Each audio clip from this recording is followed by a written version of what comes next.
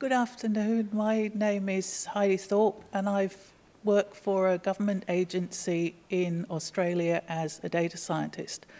And today I'm going to be talking to you about fuzzing and how you can use this in your testing. How you can use fuzzing to harden your systems, mainly against cyber attacks.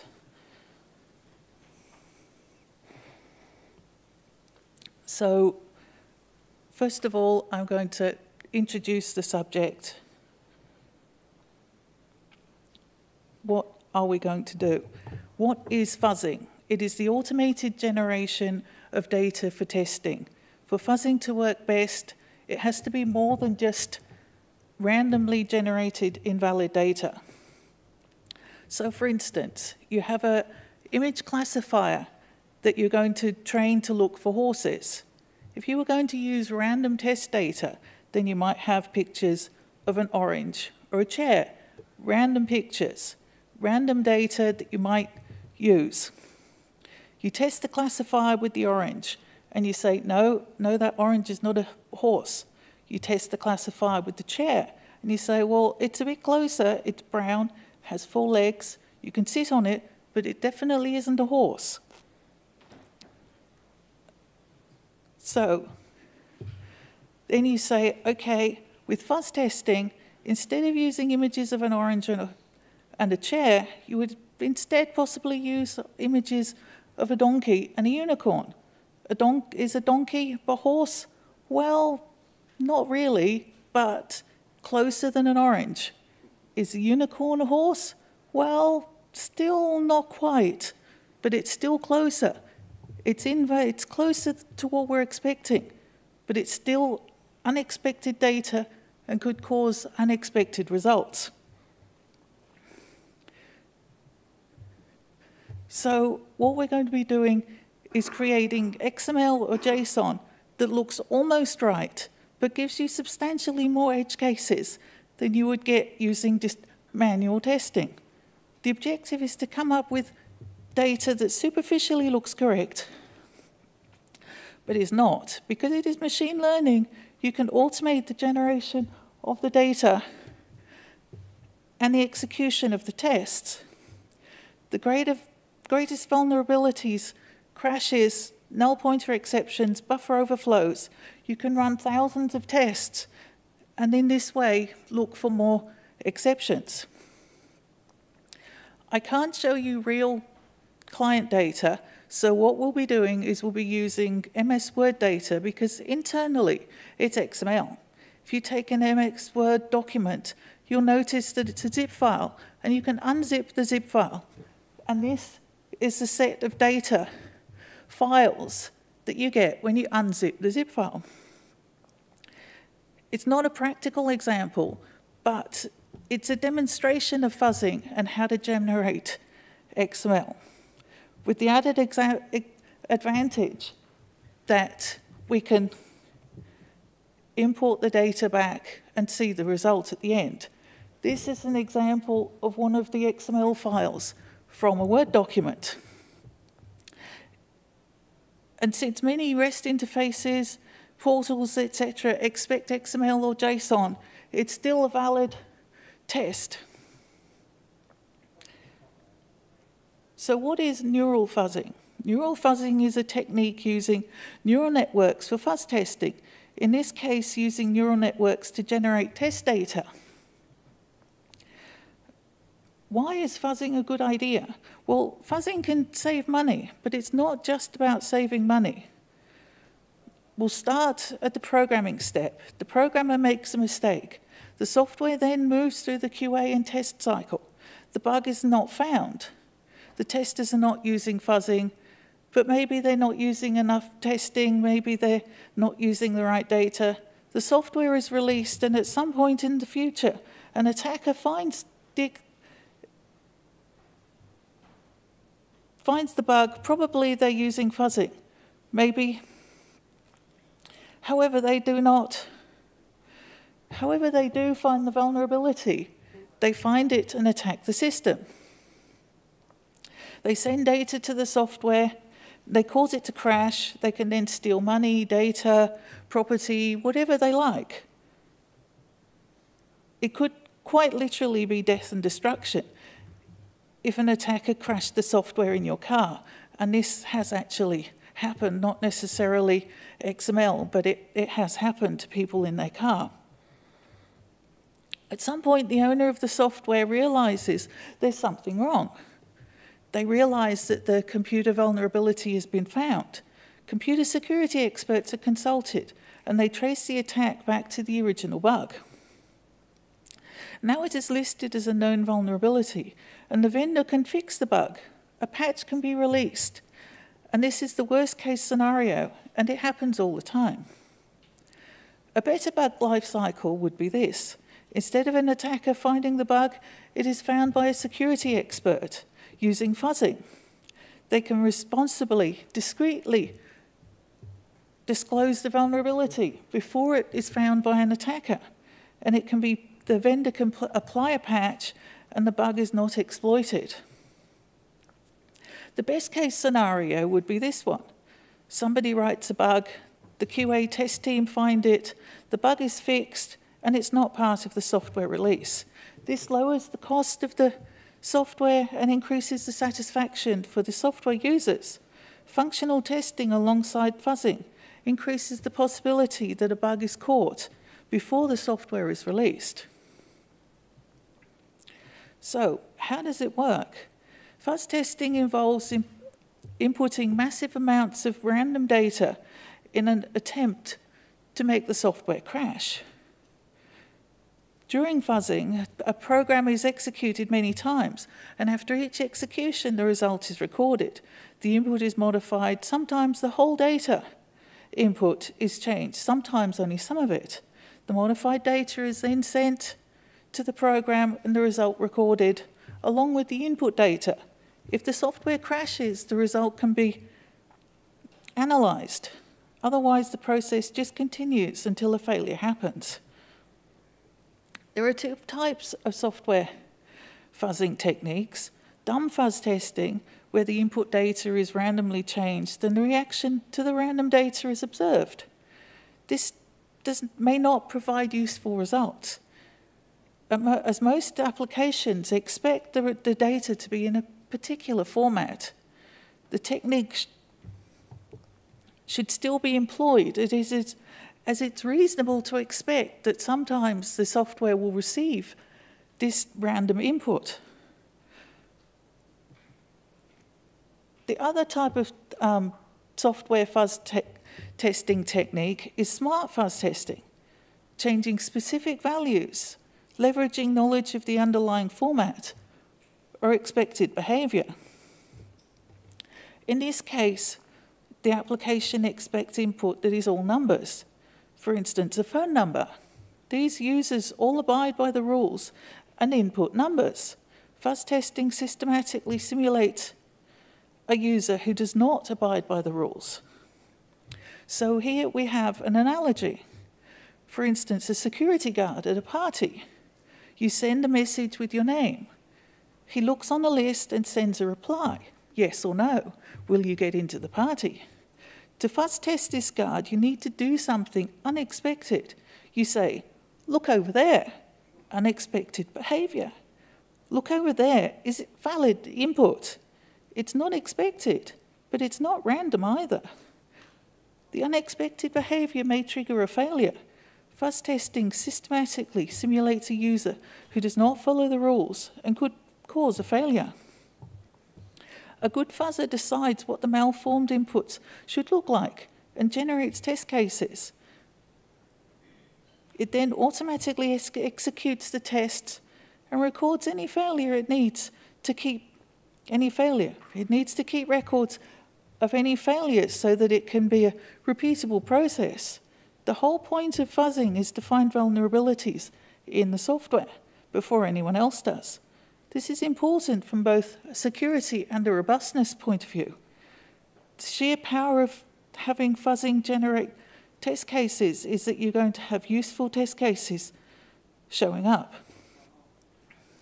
Now we're going to implement a long short-term memory network, a neural network. And this is how we're going to generate the invalid data. Specifically, I'm using recurrent neural networks and Python libraries with TensorFlow to generate new inputs. Traditional neural networks start from scratch and cannot use prior knowledge. People don't start from scratch, and every time they read or hear something, they use knowledge that they have from prior experience. Recurrent neural networks are networks with loops, allowing information to flow between the layers and to persist. The most important factor with an RNN is the recurrence, the loop to the internal state, also known as the hidden layer. You just keep looking for as long as there are inputs. Consider what happens when the loop is unrolled. There is a box for each time step or input in the sequence. LSTMs are a special type of RNN, and this is what we're using in this instance. The chain reveals that recurrent neural networks are related to lists and sequences. Consider when trying to predict the last word in some text. I grew up in France, but I do not speak something. Recent information implies the next word would be that of a language. But which language? We need the context of France from further back. As the gap grows between the relevant data, RNNs are unable to learn the connected information. In theory, RNNs are capable of connecting these long-term dependencies, but in practice, this is not the case. This is an example of an LSTM network. X of t is given, where t is time. Y of t is what we're trying to find, and h of t is the hidden layer.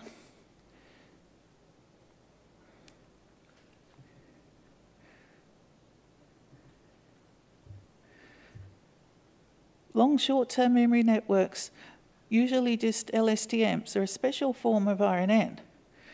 They're designed to avoid the long-term dependency problem that RNNs have. Remembering long-term information is their default behavior. The repeating module of an RNN contains a single layer.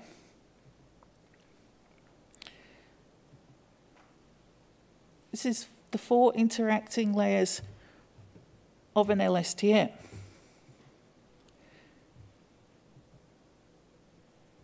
The key to the LSTM is the cell state, the horizontal line running through the unit.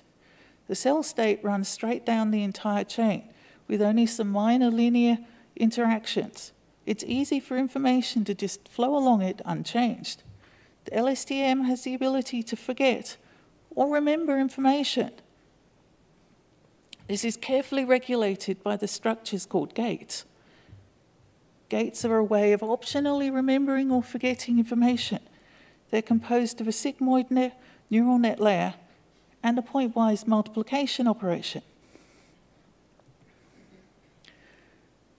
The first step in our LSTM is to decide what information we're going to throw away from the cell state.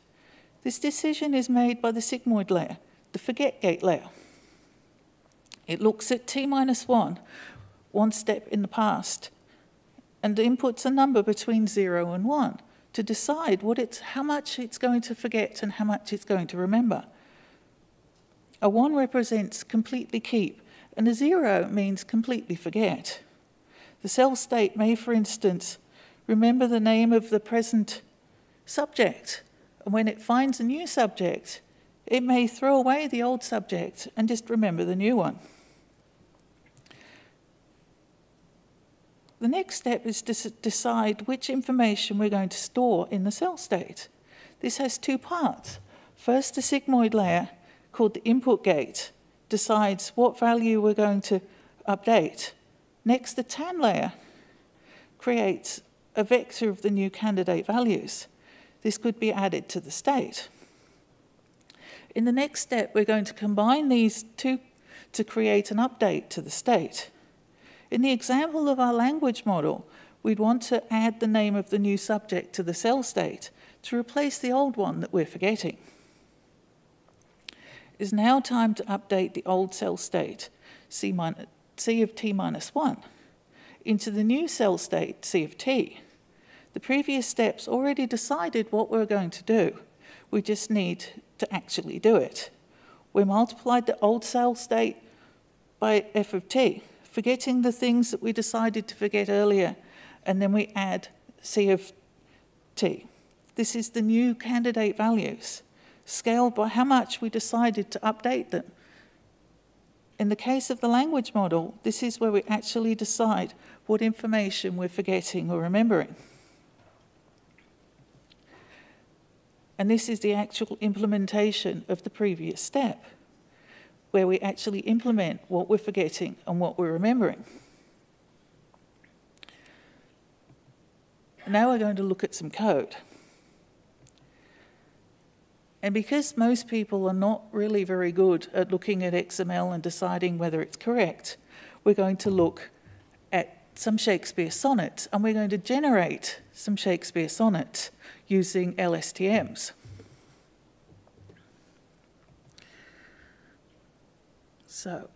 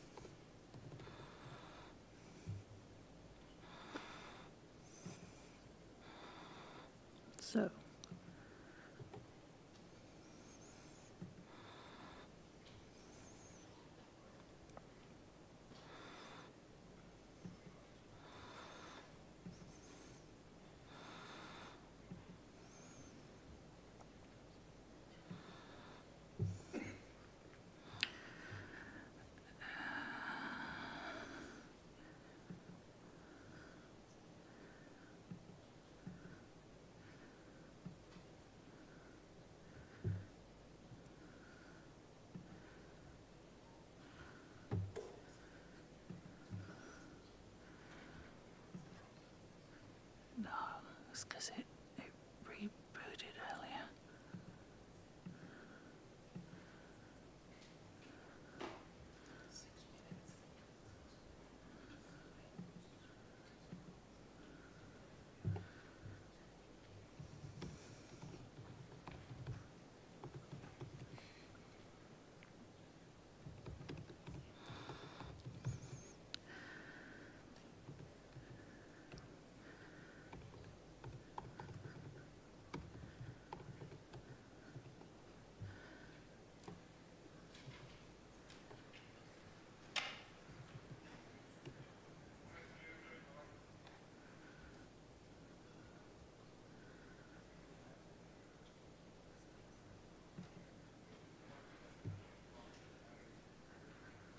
So what we've got here is we've got the Keras model, the sequential model. We're loading some...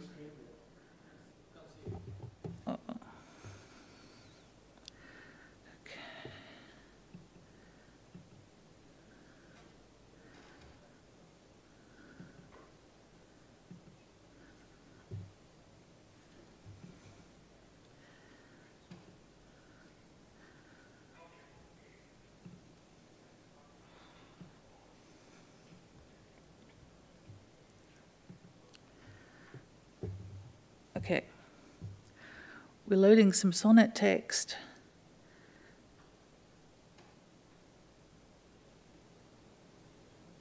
And what we've got to do first is turn the sonnets into sequences. And in this case, we're turning them into sequences of 10 characters. And this is what the neural network is going to use to learn.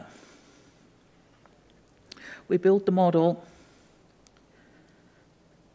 We're using a hyperparameter called temperature, which, depending on the value of it, is used to predict the control of randomness.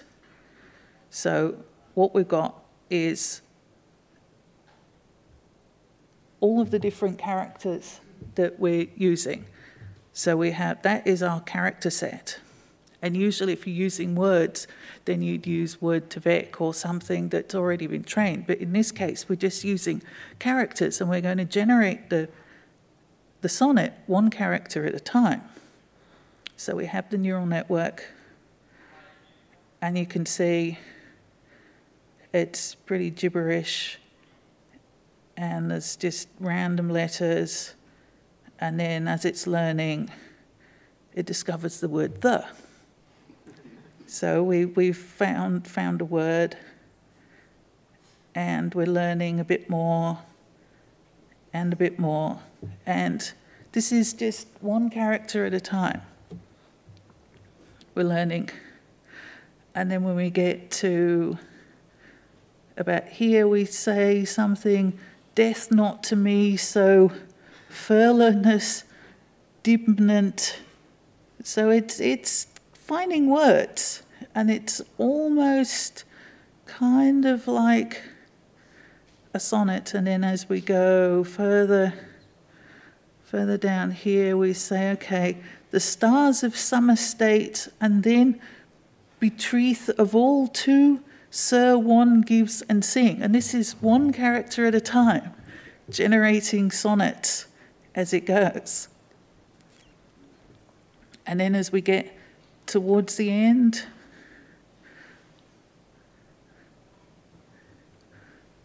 so we say here, we've got something that actually looks kind of like Shakespeare. The brave day sunk in hideous night, when I behold the violet past prime, and sable curls all silvered o'er with white, when lofty trays I see barren.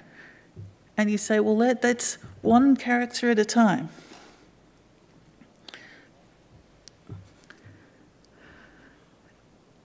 And this, of course, is the code that I used for XML is exactly this code. But as you can see, with sonnets, you can actually see it doing something. But with XML, it's just that much harder.